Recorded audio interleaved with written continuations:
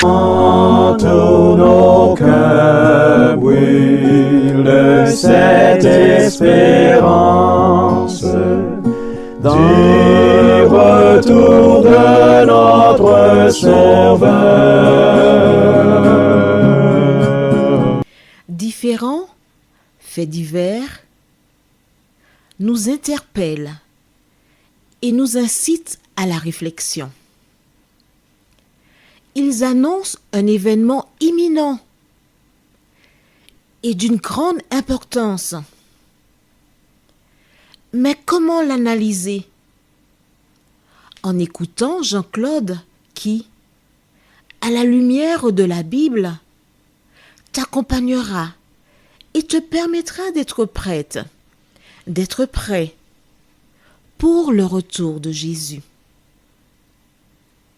Note que les éditions spéciales sont disponibles sur YouTube. Quelle est la réponse 2? Le 2, c'est le chiffre. Je te salue fraternellement en Jésus-Christ, le Sauveur du monde. C'est Jean-Claude qui partage avec toi cette nouvelle série qui s'intitule « Découvrir la vérité ».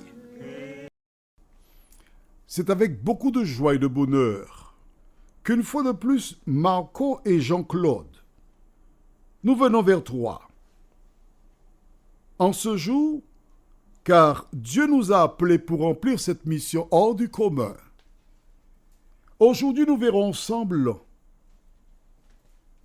8 jours.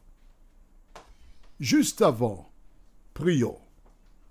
Notre Seigneur et notre Dieu, nous sommes fort heureux une fois de plus de venir vers toi,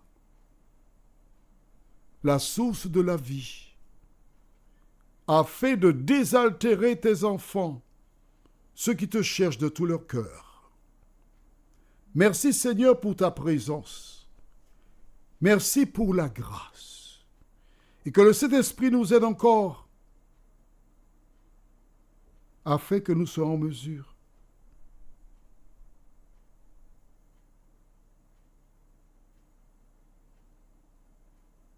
de te recevoir. Merci pour toutes choses, Seigneur. Au nom de Jésus, pour ta gloire éternelle. Amen. Rappelle-toi, nous avons vu précédemment que Sarah mit au monde un enfant. Elle lui donna le prénom d'Isaac.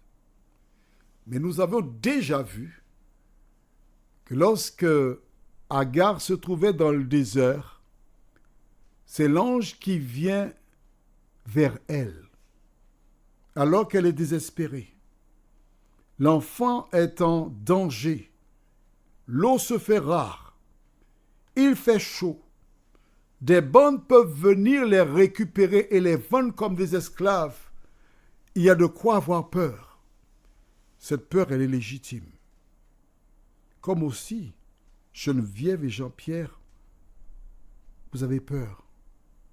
Vous avez peur de l'inconnu. Peur, si je le lâche maintenant, est-ce que je trouve un homme aussi bon que lui qui me rendra heureuse? Si je le lâche là maintenant, qu'est-ce que je deviendrai? Tu te poses beaucoup de questions. Tu te poses trop de questions. Et tandis qu'Agar était dans l'expectative, l'ange vint lui dire, retourne. Humilie-toi devant ta maîtresse. Tu auras un fils qui s'appellera Ismaël. Quand elle retourna, elle raconta son aventure et c'est Abraham à l'époque, qui donna le nom d'Ismaël conformément à ce que l'ange avait dit à Agar. Dieu avait dit à Abraham que tu auras un fils. Et conformément à la parole de Dieu, voici Sarah qui devait enceinte, elle enfanta un fils conformément à la parole de Dieu, qui avait dit à Abraham, tu appelleras l'enfant Isaac. Conformément à la parole de Dieu, il l'appela Isaac. Est-ce que tu vois comment l'Éternel fait toutes choses bonnes? Il connaît l'avenir. Alors s'il a su pour Agar, il l'a su pour Sarah. Pourquoi doutes-tu qu'il n'ait pas préparé quelque chose pour toi? Prends ta Bible dans Jérémie 29, verset 11. C'est une référence que j'aime beaucoup. Cette référence s'applique à tous, à toi, à moi aussi. Et là, le prophète Jérémie déclare, « Car je connais les projets que j'ai formés sur toi, dit l'Éternel. Projets de paix et non de malheur, afin de te donner un avenir et de l'espérance. » Dieu a rédigé un projet pour toi. Il y a un avenir pour toi et de l'espérance. Tout ce que tu as à faire, c'est de te tourner vers lui et tu auras la vie. Aujourd'hui, nous lisons donc dans Genèse chapitre 21, les versets 4 et 5. Abraham circoncit son fils Isaac, âgé de 8 jours, comme Dieu le lui avait ordonné. Abraham était âgé de 100 ans à la naissance d'Isaac, son fils. Waouh! Est-ce que tu te rappelles de la circoncision? Comment Dieu l'avait instaurée? Est-ce que tu te rappelles? Alors j'aimerais que nous puissions revenir là-dessus encore, afin d'approfondir ce rite qui a été donné par Dieu, rejeté par beaucoup. Mais la parole de Dieu nous indique que l'Éternel avait mis en place la circoncision, c'est pour le bonheur des hommes.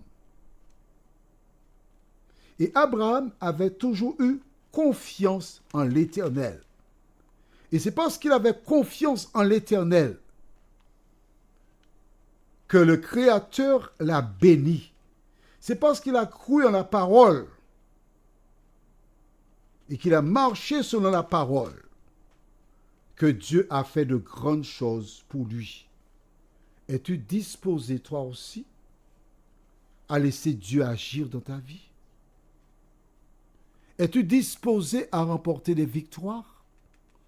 La circoncision est un signe dans la chair qui consistait à enlever la peau qui se trouve sur le gland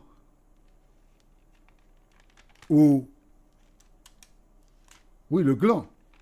Je ne peux pas être plus simple que ça parce que nous avons des enfants qui nous écoutent et on ne peut pas dire n'importe quoi puisque... Bon, très bien. Et donc, cette circoncision était un signe qui permettait aux gens de savoir que Dieu avait béni ce peuple-là.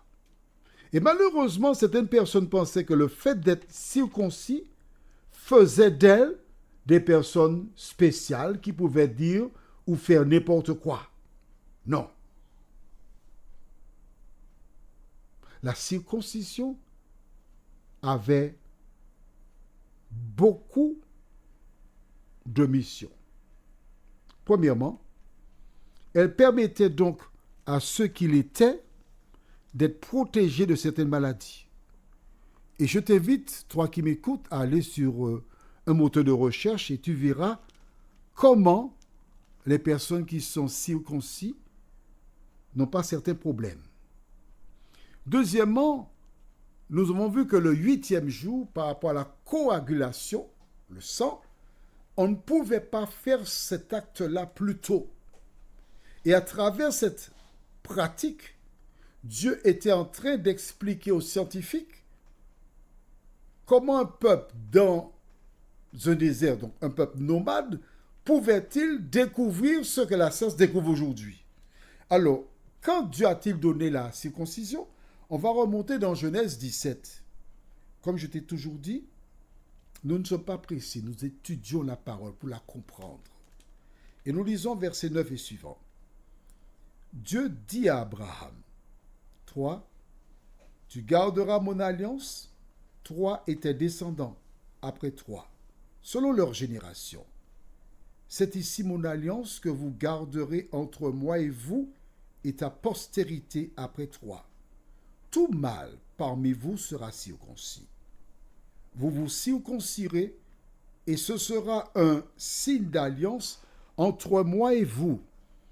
À l'âge de 8 jours, tout mâle parmi vous sera circoncis selon vos générations, qu'il soit né dans la maison ou qu'il soit acquis à prix d'argent de tout fils d'étranger sans appartenir à ta race.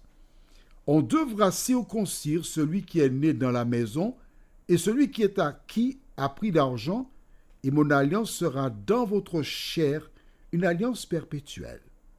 Un mâle incirconcis qui n'aura pas été circoncis dans sa chair sera exterminé du milieu de son peuple. Il aura violé mon alliance. Lorsque Dieu l'a dit à Abraham, qu'a-t-il fait? La Bible déclare le même jour,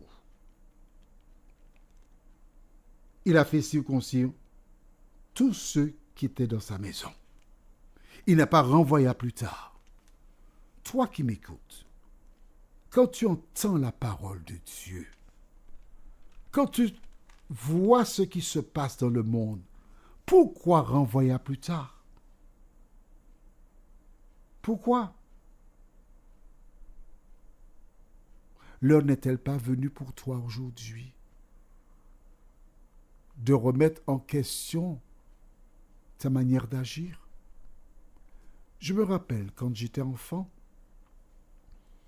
quand un de mes parents plus âgés m'appelait, je devais répondre, me voici, je viens. Et je devais venir dans la minute qui suivait. Sinon, je prenais une raclée, une volée pour rien. Alors la question que je te pose, pourquoi lorsque le directeur où tu travailles t'appelle, lorsque le supérieur quelconque t'appelle, tu obéis, et quand l'Éternel t'appelle, tu lui dis, je verrai pour une prochaine fois. Pourquoi renvoyer l'Éternel à plus tard? Prions. Seigneur, nous avons des pratiques qui sont en contradiction avec la parole. Parce qu'il y a les ténèbres d'un côté et la lumière de l'autre. De nous aider, toutes les fois que nous lisons ta parole, à la mettre en pratique. Nous t'avons prié au nom de Jésus pour ta gloire éternelle. Amen.